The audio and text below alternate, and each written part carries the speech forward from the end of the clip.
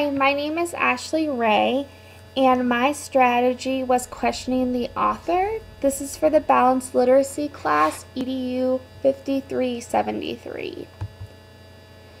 Why do students need to question the author? Questioning the author is a comprehension strategy which actively engages students in building the meaning from what they're reading. This is definitely a higher level skill for students when it comes to comprehension.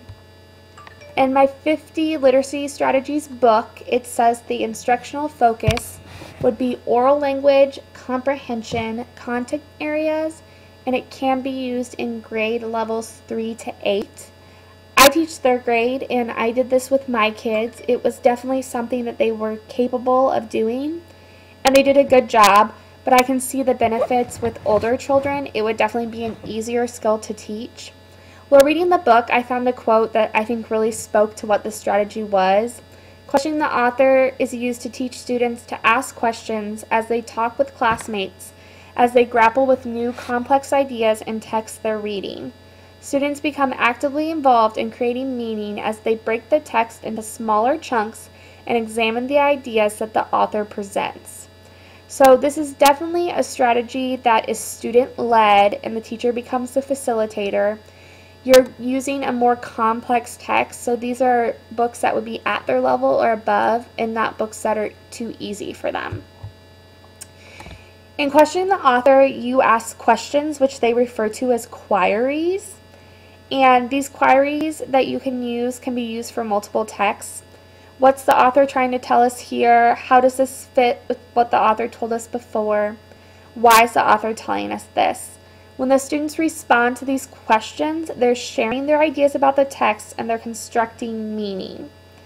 The teacher develops these questions to help them with their higher level thinking skills. So not only are they having to share their opinion, but they're having to justify their opinion with something from the text.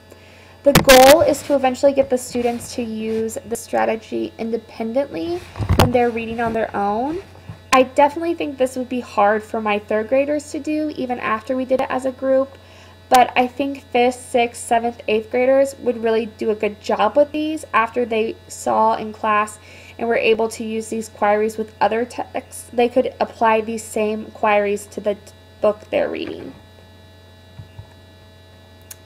Whenever you have these discussions, questioning the author is done in a whole group setting. So there's different steps or different strategies to help your discussion flow. One of them is marking. So it's drawing attention to particular ideas that a student has already expressed. Turning back, it's having the students go back and explore the text again during the discussion. You want them to have read the text when they come to the discussion, but really you're going to turn back several times and reread and reanalyze.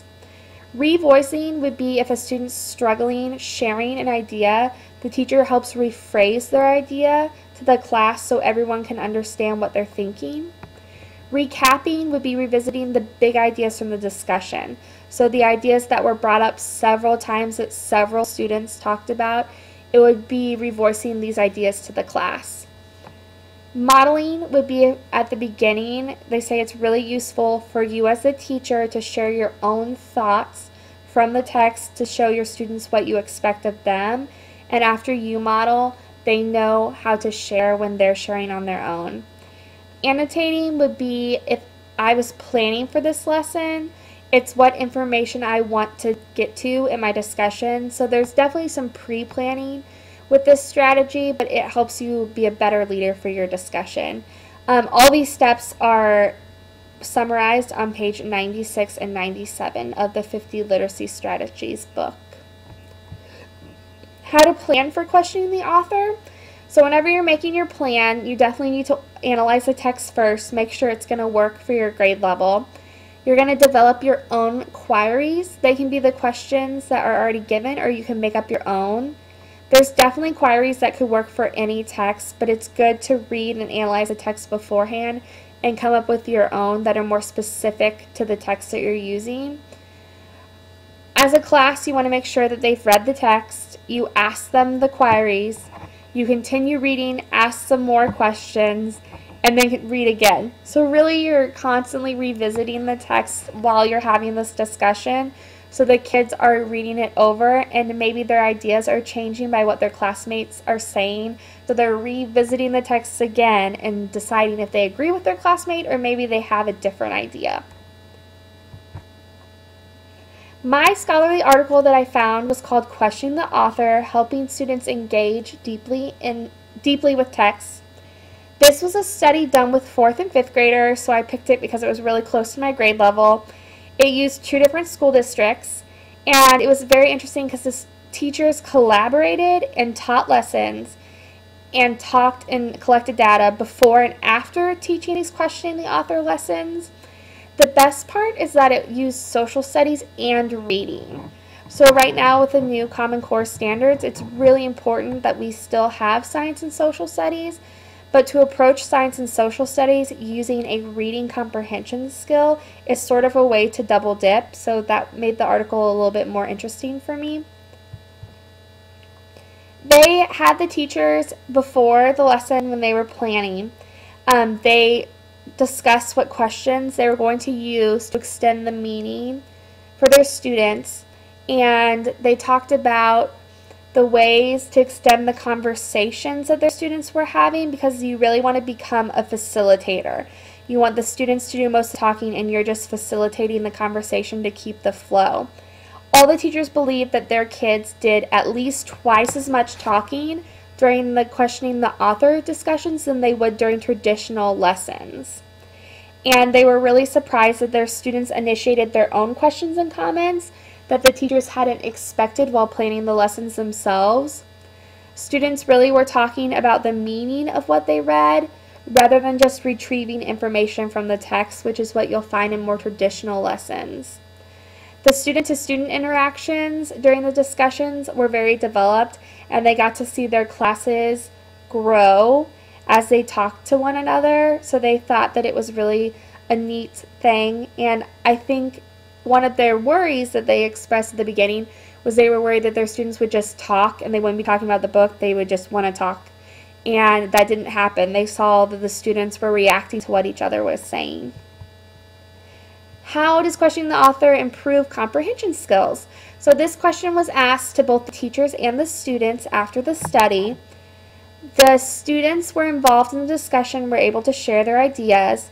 The teachers actually had to raise their expectations after hearing the students' discussions. So the discussions were actually to lead their students further than they had originally thought. So the teachers were having to raise what they expected of their students because the discussions were going so well. The students said that they believed that this strategy helped them put clues together to better understand the author. They also said that they learned to look for what the author was actually saying instead of just reading the book. So that going back and revisiting what they were reading helped them improve their skills, and they said that they actually enjoyed the text more than if they just would have read it one time and tried to go back and look for information.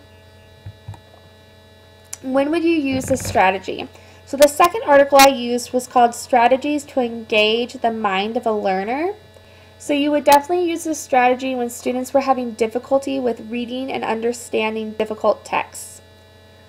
Questioning the author is a strategy that helps students construct meaning while they're coping with challenging texts. So this is definitely a strategy to help with texts that are difficult for them. It wouldn't be very challenging for them to question the author if they understood everything about it.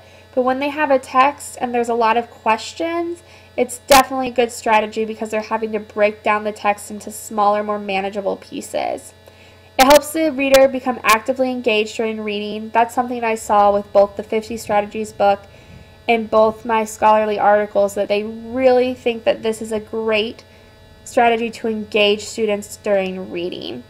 It helps the students become more independent and critical interrogators of the text. I definitely think it's important that the students can break down and share details, and this skill really helps them learn how to break down a big text into smaller parts and be more critical. I really like this strategy because of the gradual release of responsibility.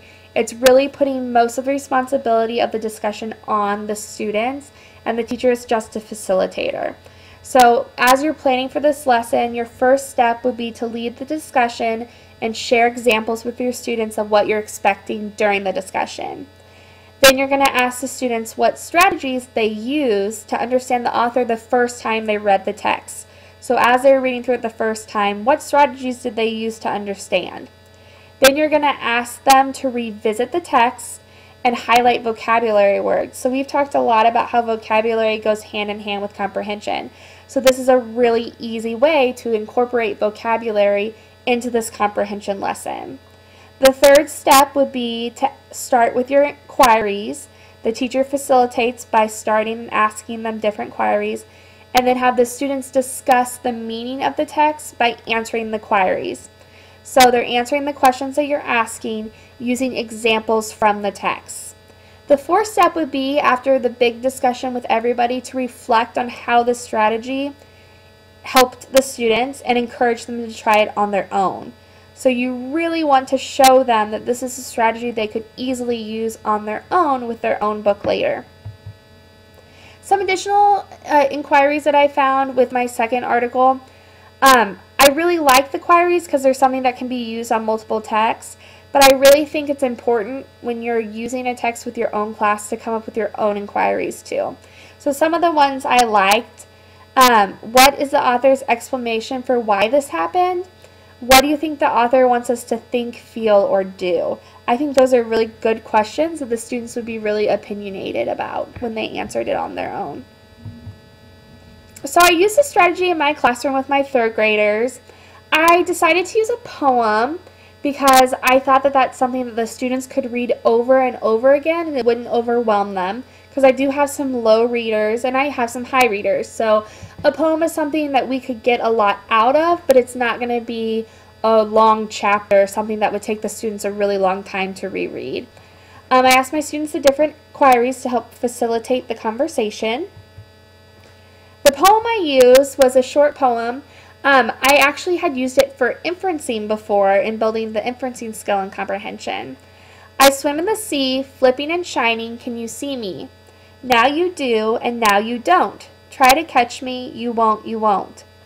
I jump in the air and feel so free, twisting and turning, can you see me? Now you do, and now you don't. Try to catch me, you won't, you won't. So it was a simple poem for my students to read. We've been working a lot with poems and building our fluency, so it's something the students were used to, but we were just approaching it in a different way.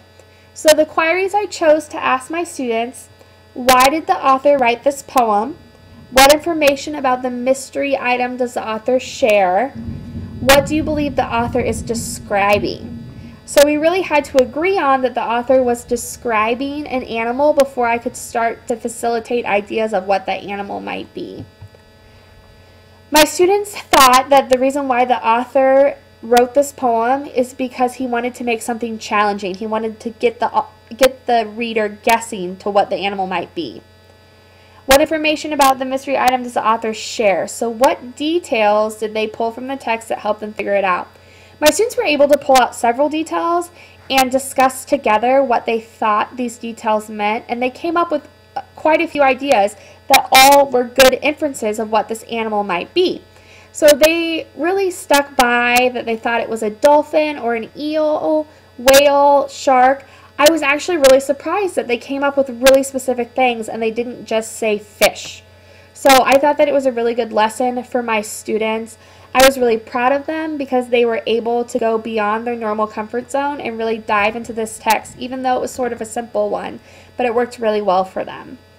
If you were to try this on your own, I definitely encourage you, my elementary friends, to use a poem. I think it was a great place to start. I used the 50 Strategies book that we all got for class, and then my 2 scholarly articles I was able to find through Google Scholar, and I've given you the direct links to the PDFs if you want to go visit them yourself. And also, one of the authors has a really great website, so if you'd like to go visit, it's a great place to get more information. Thanks for listening.